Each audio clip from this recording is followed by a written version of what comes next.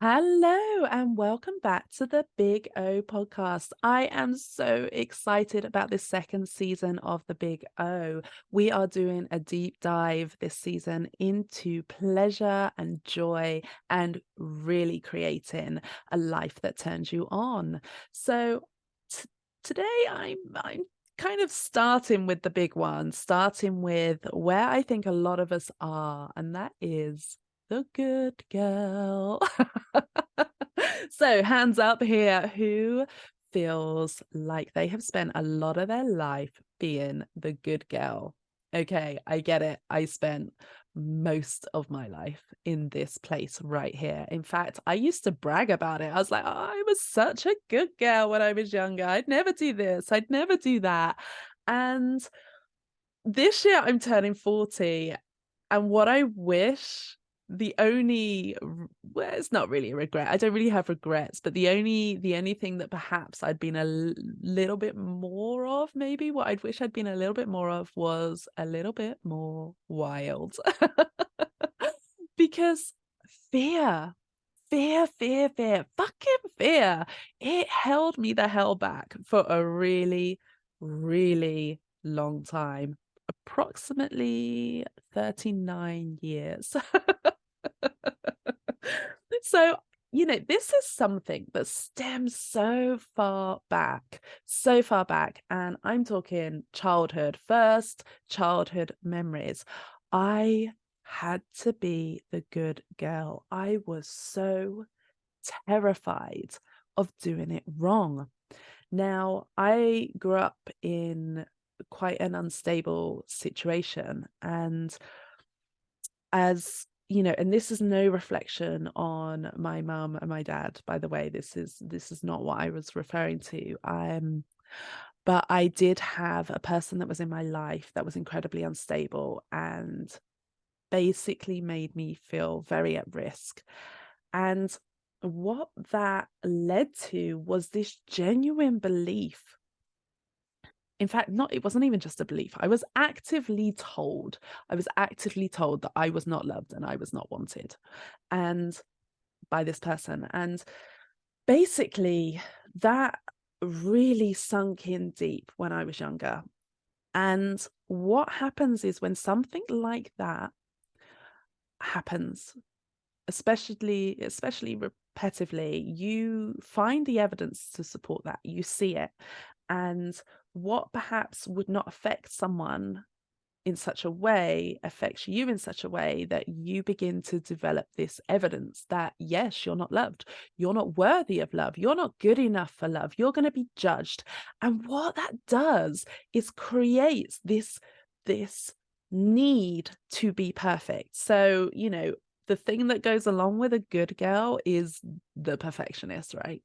So if you understand and perhaps you're feeling, yeah, fuck, okay, I have been a good girl for a really long time, you're probably thinking, yeah, and I'm a goddamn perfectionist too.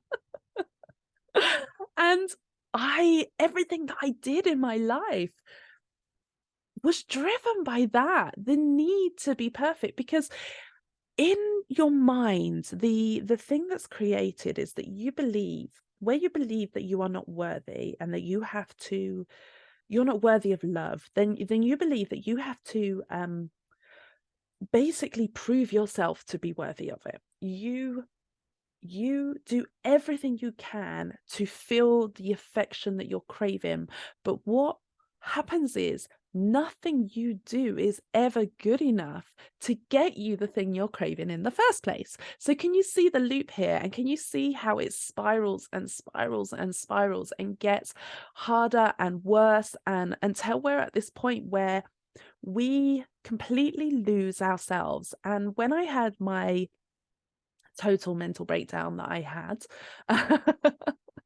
um, this that was the point. That was the point where I realized I had completely lost myself.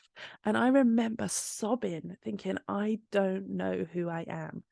And that's because up until that point, I had spent my entire life trying to receive what I was craving so much from others by doing everything right. And I say right with the kind of, finger speech marks here, because all of those shoulds, all of that perception about what we should do, I did everything in the right order. I was such a good girl through school. I would not even dare to put a toe out of line. I was such a good girl going up through college. I just I did everything I needed to do, and I was like the best at doing it too. And if I didn't get the grade that I wanted, then I actually sobbed. I remember I sobbed for 2 days at one point. And then through university, I didn't do anything out of line. Yes, I would go out and have a drink with my friends, but no, I would not even dare to do anything other than that. And I went through all of this. Now, I'm not saying I never did anything wrong, because of course we do, have a little bit of wild in us sometimes. But my life I spent going through and doing all the socially conditioned right things. So I met the guy, I fell in love, I bought the house, we had puppies, then we got married, then we had our babies, and we expanded our house, and I did everything in the right order.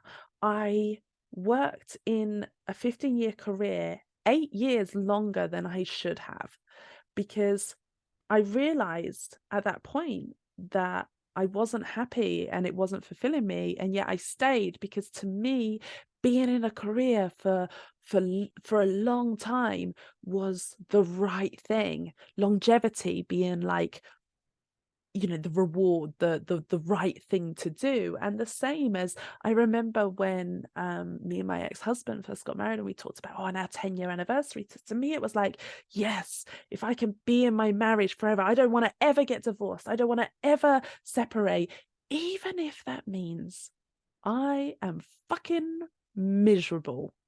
I will not leave, because there is dishonor in that. Okay, there is it means I'm wrong. I'd be wrong. I'd be outcast. Okay. And that is a really genuine fear for the good girl. Okay. You genuinely feel like if you don't do the right thing, then you are going to upset others. You are going to not be accepted. You are going to be judged. You are going to be abandoned. You are going to be resented. Okay. And what that really truly leads to is a shit ton of resentment in yourself. You abandoning yourself. So all these things that you're fearful of others doing to you, you end up doing it to yourself instead. Fuck, can you see the issue here? You judge yourself so much that you make yourself so small that you cannot possibly upset anyone else. But let me tell you something right here and now. No matter what you do, no matter how small you make yourself, no matter anything you do to try and win others' appreciation, if they don't truly love you for what you are, accept you for what you are, if they have some kind of issue in their own selves, then nothing you will ever fucking do. You could be the most perfect person in this world, but I promise you, you will never receive what you need from them. You will never please them. And this is the thing. This is the thing. When we abandon ourselves, when we judge ourselves, when we develop this huge resentment, we are completely abandoning our true self and our own values to people please. We are so craving something that is lacking within us. That could be love, that could be acceptance, We're so craving it that we bend ourselves entirely and transform ourselves into something that becomes unrecognizable.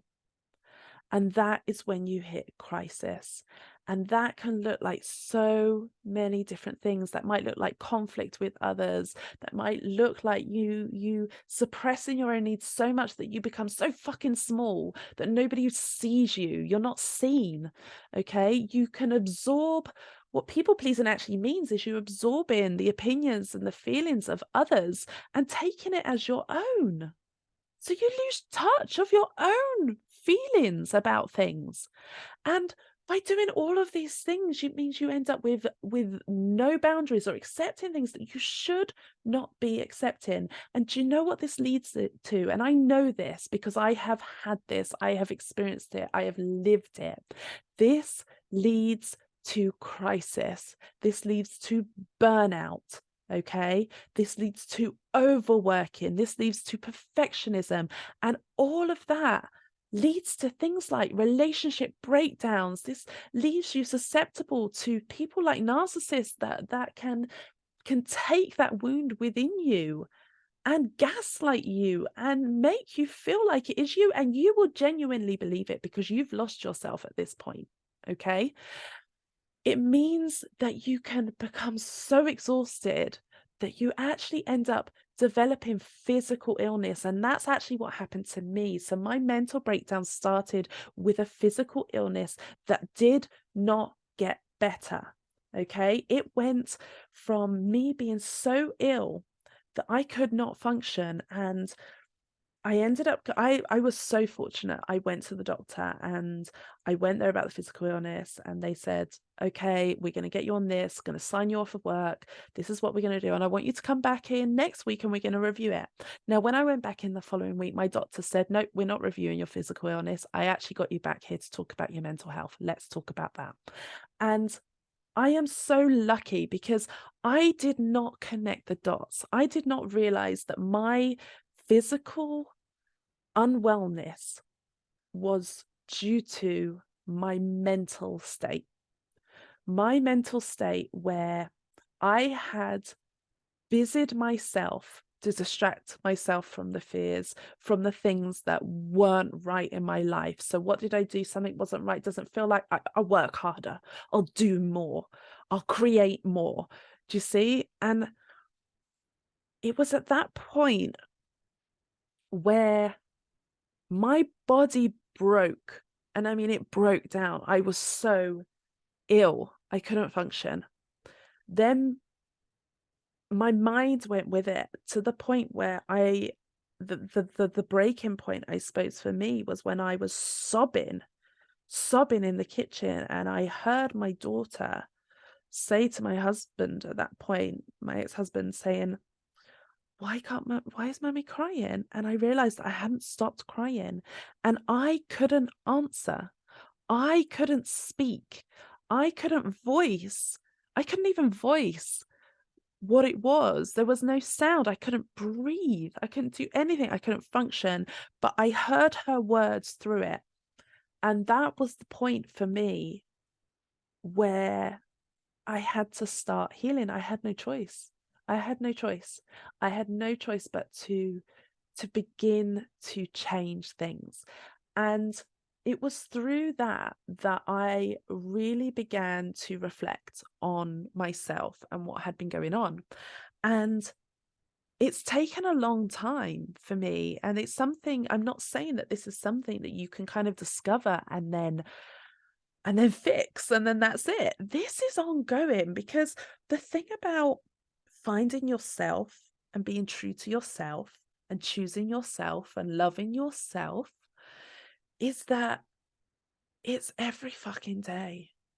It's every day. You need to do this for yourself every day. It doesn't stop. Okay. Now, I know that can sound really overwhelming and that can sound exhausting, but that doesn't mean we're doing deep dive kind of work every day. But what it does mean is that every day we get to choose whether today we're going to respond to someone in a way that is people pleasing, or whether we are going to respond to someone honoring our own needs and our own desires and our own thoughts. Now, that does not give anyone permission to be an arsehole, by the way. This is not about that. I do this work, and I actively now will not engage with people pleasing.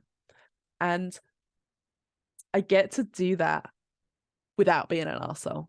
I would still not turn around and say something to someone that I know is gonna hurt them just for the sake of it. That's just being an arsehole, right?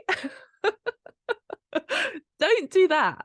This is not what I'm talking about, okay? There's a difference. There is a difference, okay? You can choose yourself. You can honor your own needs and wants, and you can still not be an arsehole. So clear message from today, if nothing else. Honor yourself. Don't be an arsehole with it though.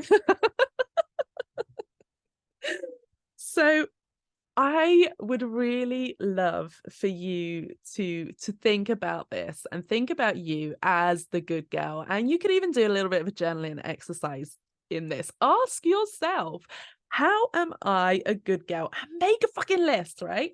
Make a list, all the ways that you are being a good girl, okay? And then what I want you to do is take that list and flip it and think, okay, how can I change this? Now, doing this work every day, it just means that you are becoming conscious. That's essentially it. That's what I mean by doing this work every day. Because for me, and this is why I have to work on it, because it's been going on for so long. It's such a huge part of my life that it's automatic. My automatic go-to would be to make someone else happy, regardless of how it made me feel. So I have to be extremely conscious every fucking day. Every day, I need to be conscious of what's happening, what the options are, what the situation is, and choose to honor myself. Okay. I need to choose that. And that might mean that in that moment, I have the fear of, fuck, I'm going to be judged for this, or I might be abandoned.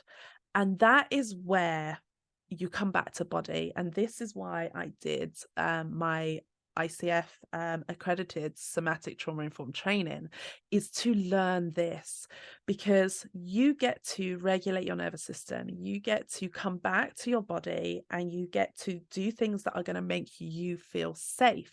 And this is part of what I talk about in my online group program, Evolution. This is what I support you with. These are the active tools that you learn to come back to yourself and come back to your body. Now, an example of that, which is very well talked about, is tapping. This is something that you could research yourself and learn.